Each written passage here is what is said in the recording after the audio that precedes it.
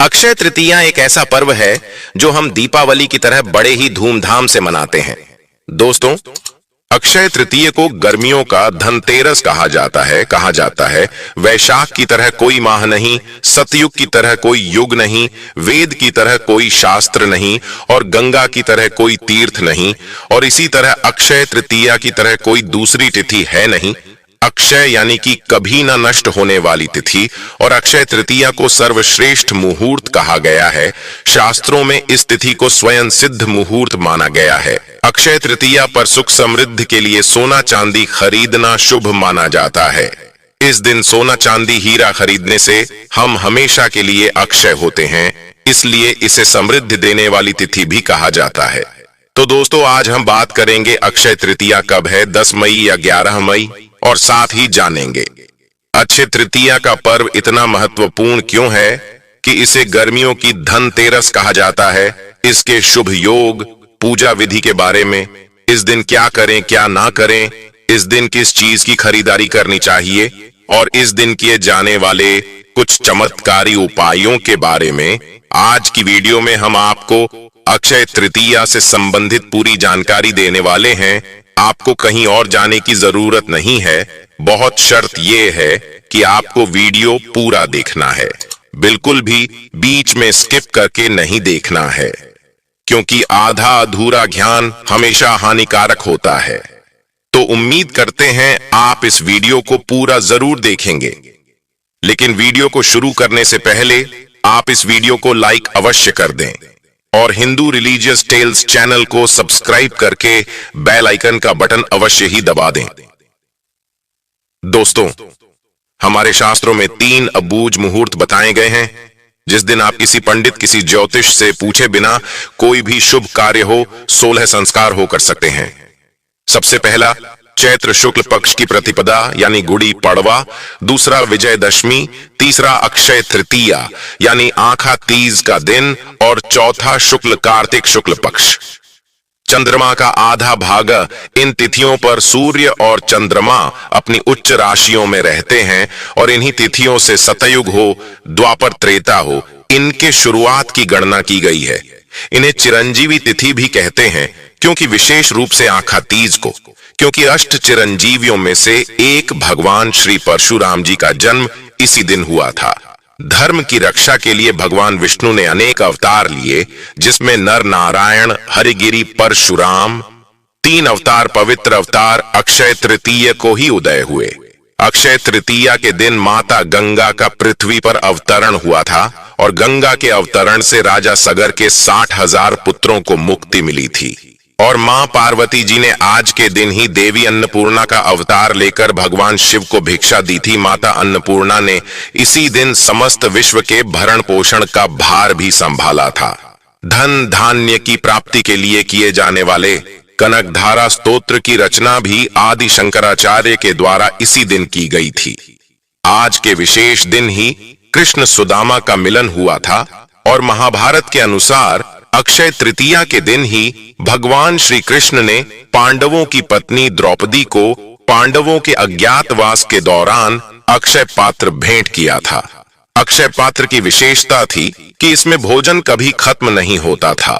जितनी मात्रा में जितना भोजन चाहिए, चमत्कारिक ढंग से प्राप्त होता था।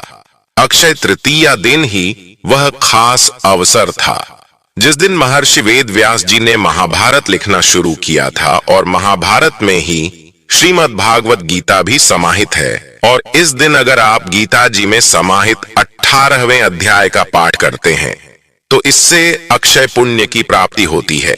इस दिन महाभारत की लड़ाई खत्म हुई थी। इसी दिन से सतयुग और त्रेता युग की शुरुआत भी हुई थी। वहीं मान्यताओं के अनुसार इसी दिन पर द्वापर युग का समापन भी हुआ था। और इसी दिन अक्षय तृतीया के बारे में जब युधिष्ठिर ने भगवान कृष्ण से पूछा था, तो भगवान कृष्ण ने उन्हें इसके महत्व को बताया था। श्री कृष्ण जी ने युधिष्ठिर को बताया कि अक्षय तृतीया के दिन जो भी रचनात्मक और सांसारिक कार्य किया जाएगा, उसका शुभ परिणाम व्यक्ति को प्राप्त होगा। तो चलिए जानते हैं साल 2024 में अक्षय तृतीया की तिथि कब है।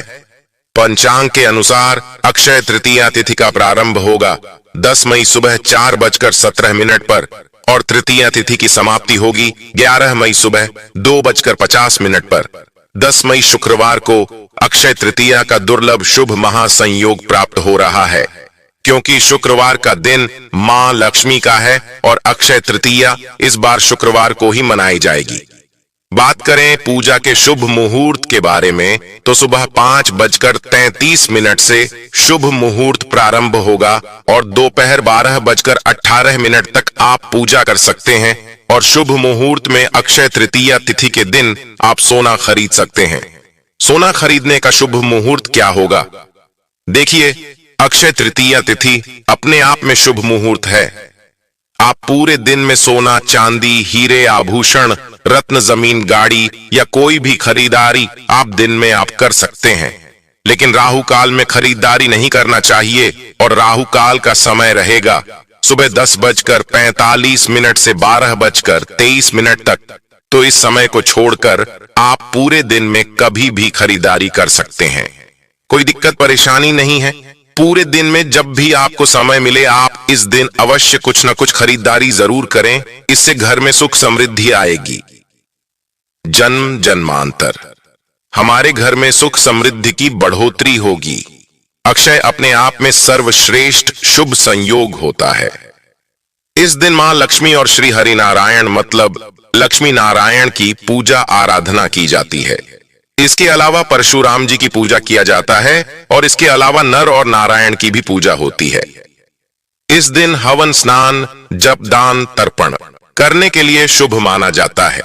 इस दिन सोना खरीदने से मां लक्ष्मी की कृपा बनी रहती है। इस दिन हिंदू धर्म में आस्था रखने वाले लोग शुभ कार्य प्रारंभ करते हैं। इसके साथ ही नई चीजों की खरीदारी का भी इस तिथि पर बड़ा महत्व है।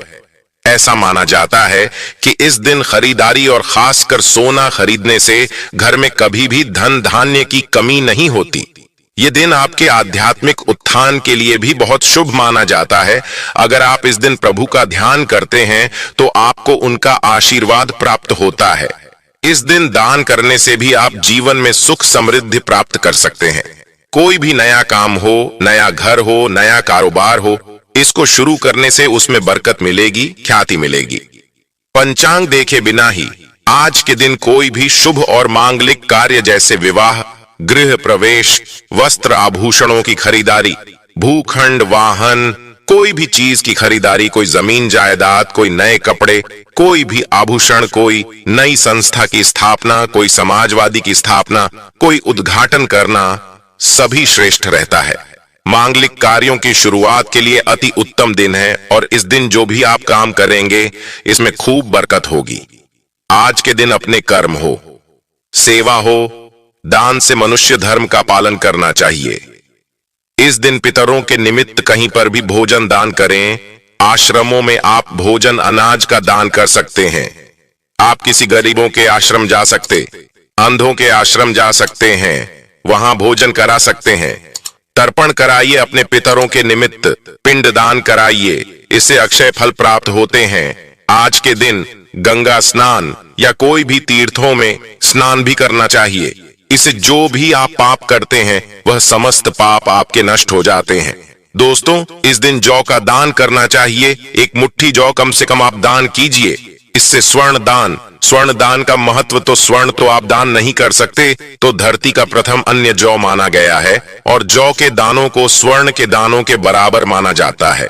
तो आज के दिन एक मुट्ठी जो कभी अगर आप दान कर लेते हैं तो भी स्वर्ण दान के बराबर फल प्राप्त कराता है।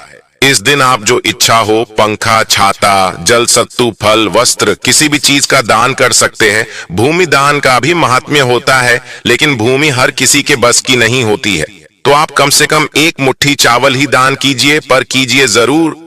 अक्षय तृतीया के दिन मां पार्वती नर नारायण की पूजा का विधान है और अक्षय तृतीया के दिन ही चारों धामों में से एक श्री बद्री नारायण के पट खुलते हैं। और आपको बता दूं, वृंदावन में जो बांके बिहारी जी का मंदिर है, उस दिन सिर्फ आज के दिन ही आपको श्री विग्रह के चरणों के दर्शन होते हैं, नहीं तो पूरे साल वो कपड़ों से ढके हुए रहते हैं। तो आज के दिन इसका महात्म्य है। तो खास जान जाए कि चमत्कारी तिथि है और इसका फायदा आपको उठाना है। इससे पहले किस किसने उठाया और इसका क्या महात्म्य है, तो छोटी सी कथा बताता हूं। प्राचीन काल में एक सदाचारी और देव ब्राह्मणों में श्रद्धा रखने वाला एक धर्मदास नाम का एक वैश्य हुआ करता था। उसका परिवार बहुत बड़ा था और वह सदैव बहुत व्याकुल रहता था। उसने किसी से व्रत के अक्षय तृतीय के व्रत के महात्म्य को सुना, तो जब यह भारत आया तो उसने व्रत किया, गंगा स्नान किया, देवी देवताओं की पूजा की, अपने इष्ट देवकुल देवी देवताओं की पूजा की और गोले के लड्डू पंखा जल से भरे हुए खड़े जाओगे हूं, नमक सत्तू दही चावल गुड़ सोना वस्त्र, यह सभी चीजें दिव्य ब्राह्मणों को दान किया। उसकी स्त्री को यह बात बिल्कुल अच्छी नहीं लगी और वह बार बार मना करने लगी। कुटुंब भजनों से चिंतित रहने और बुढ़ापे के कारण अनेक रोगों से पीड़ित होने पर भी वह उसके बाद से हमेशा अक्षय तृतीया करता रहा। कभी भी अपने धर्म कर्म और दान पुण्य से विमुख नहीं हुआ और यही व्यस्क फिर दूसरे जन्म में कुशावती का राजा बना। अपने अक्षय तृतीय के जो दान का प्रभाव था उसकी वजह से वह बहुत धनी और प्रतापी बना और वैभव संपन्न होने पर भी उसकी बुद्धि कभी धर्म से विचलित नहीं हुई। और इसलिए यह भी माना जाता है कि आज के दिन जो भी मनुष्य दान करता है वह पुण्य को प्राप्त करता है और उसका अगला जन्म बहुत ही पुण्यमयी होता है। साथ ही साथ यह खास दिन में आप अपने जो स्वजन हैं, जो पुत्रगण हैं, उनके द्वारा अगर कोई पाप किया गया है, जाने अनजाने अपराध है या फिर आपने स्वयं नहीं, आपके परिवार में किसी ने जाने अनजाने अपराध किया है, तो सच्चे मन से इस दिन ईश्वर से आप क्षमा प्रार्थना करते हैं तो भगवान आज के दिन सभी के अपराधों को क्षमा करते हैं और आपको सद्गुण प्रदान करते हैं। अब हम जानेंगे अक्षय तृतीया की पूजा विधि। इसके लिए ब्रह्म मुहूर्त में उठकर स्नानादि से निवृत्त होकर सूर्य नारायण को जल अर्पित करना चाहिए। अपने घर के मंदिर में आप चौकी लगाकर पूजा कर सकते हैं या अपने नजदीक के कोई भी श्री हरि नारायण के मंदिर में कलश की स्थापना करके पूजा संपन्न कर सकते। अक्षय तृतीया की पूजा आराधना में कलश की स्थापना का अत्यंत महत्वपूर्ण स्थान है। मतलब आप कलश स्थापना के बगैर अक्षय तृतीया की पूजा विधि को संपन्न नहीं कर सकते हैं। कलश की स्थापना करके विधि विधान से लक्ष्मी नारायण की पूजा करके धूप दीप अर्पित करके मां लक्ष्मी और श्री हरि विष्णु के मंत्रों का जाप अवश्य करना चाहिए। खीर का भोग अर्पित करें। सफेद मिठाई या दूध से निर्मित मिठाई का भोग लगाना उत्तम होता है। अपने सामर्थ्य के अनुसार और सच्ची श्रद्धा भक्ति से आपको भोग लगाना चाहिए। श्री हरि नारायण आपके भोग को अवश्य ही स्वीकार करेंगे। इसके बाद आप आरती करके क्षमा याचना कर लीजिए। क्षमा याचना करना अत्यंत आवश्यक होता है, क्योंकि अगर हमारे से पूजा में कोई भी भूल चूक गलती होती है, उसे हमें तत्काल पूजा के समय पूजा आरती करने के बाद भगवान जी से क्षमा याचना मांग लेते हैं, तो हमारी पूजा में जो भी गलती हुई है, भूल चूक हुई है, उसके लिए हमें प्रभु जी जरूर क्षमा कर देते हैं। अक्षय तृतीया में दान पुण्य का अत्यंत महत्वपूर्ण स्थान है। आप किसी भी चीज का दान कर सकते हैं, जो भी आपका सामर्थ्य है उसके अनुसार आप दान कर सकते हैं। लेकिन इस दिन जल से भरा कलश अवश्य दान करना चाहिए। एक कलश में जल भरकर उसमें थोड़ी चीनी शक्कर डालकर मीठा जल कर कि किसी भी ब्राह्मण को दक्षिणा के साथ दान कर देना चाहिए। इससे आपके जीवन में सुख समृद्धि आएगी। साथ ही आपके जीवन में अगर आर्थिक तंगी है तो उससे भी छुटकारा आपको मिल जाएगा। तो अब जानते हैं इस दिन क्या करना चाहिए। दोस्तों, अक्षय तृतीया का दिन मां लक्ष्मी को प्रसन्न करने का दिन कहा जाता है।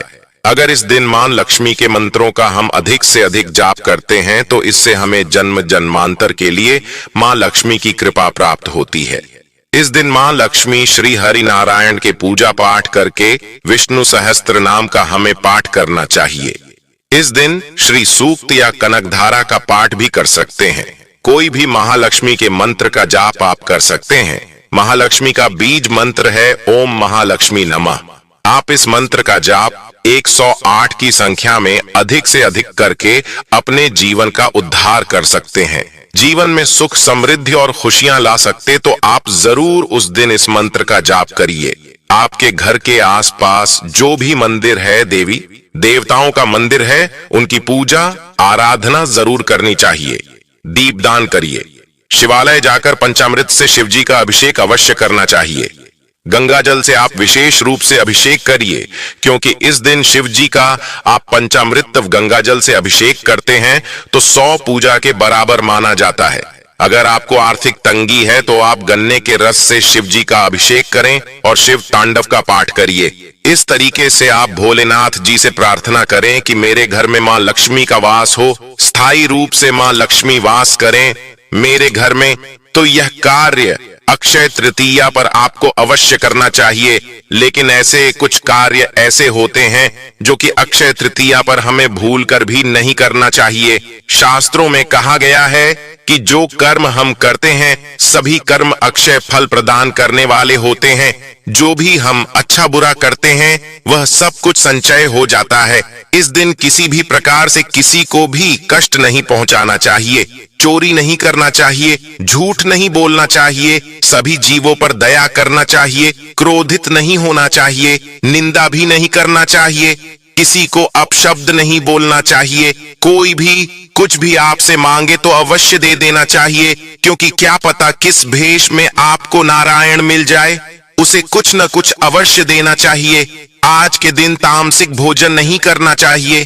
तामसिक भोजन में लहसुन, प्याज, मांस, मदिरा, बीड़ी, सिगरेट, इस तरह का कोई भी चीज आपको तामसिक भोजन ग्रहण नहीं करना चाहिए। आप सात्विक भोजन बनाकर स्वयं और परिवार को ग्रहण करना चाहिए। इस दिन शुद्ध शाकाहारी सात्विक भोजन बनाकर भगवान को भोग अर्पित करिए। उसके बाद स्वयं अपने परिवार के साथ ग्रहण करिए। इससे महालक्ष्मी श्री नारायण की कृपा आप पर सदा सदा के लिए बनी रहेगी। परिवार हमेशा सुरक्षित रहेगा, सारी मनोकामनाएं पूरी होगी, आर्थिक स्थिति मजबूत होगी, सफलता की प्राप्ति होगी। आज का दिन बहुत श्रेष्ठ है, ताकि मैं आपको एक महा उपाय बता रहा हूं। अगर आप यह उपाय अक्षय तृतीया के दिन कर लेते हैं तो मां लक्ष्मी की कृपा बरसने से आपके ऊपर कोई नहीं हो सकता है। अक्षय तृतीया के दिन माता लक्ष्मी को गुलाब का या फिर आप कमल का फूल अर्पित करिए। गुलाबी रंग के, पीले रंग के कपड़े पहनकर पूजा करें। साथ ही मोती या फिर स्फटिक की माला से आप महालक्ष्मी का कोई भी बीज मंत्र का जाप करिए। अक्षय तृतीया के दिन गणेश जी के बाल स्वरूप को घर लेकर आए और अपने घर के मुख्य द्वार पर लगा दे। अगर आप ऐसा कर लेते हैं तो मां लक्ष्मी स्वयं आपके साथ, गणेश जी के साथ विराजमान होके आपके घर में हमेशा हमेशा के लिए निवास करते हैं। उस दिन माता लक्ष्मी का श्री हरि विष्णु का प्रिय भोग, चावल की खीर का भोग लगा दीजिए। साथ में आप केले अवश्य चढ़ाएं, क्योंकि पीला रंग अति प्रिय है। तो आप इस दोनों कार्य को अवश्य करें। तो उम्मीद करता हूं आपको यह जानकारी पसंद आई होगी। पसंद आए तो लाइक कर दीजिए और ऐसे ही तीज त्योहार से संबंधित जानकारी और कथाओं को श्रवण करने के लिए हिंदू रिलीजियस टेल्स चैनल को सब्सक्राइब करके बेल आइकन का बटन अवश्य ही दबा दीजिए। मिलते हैं अपने अगले वीडियो में। तब तक के लिए नमस्कार। जय श्री राम। हर हर महादेव।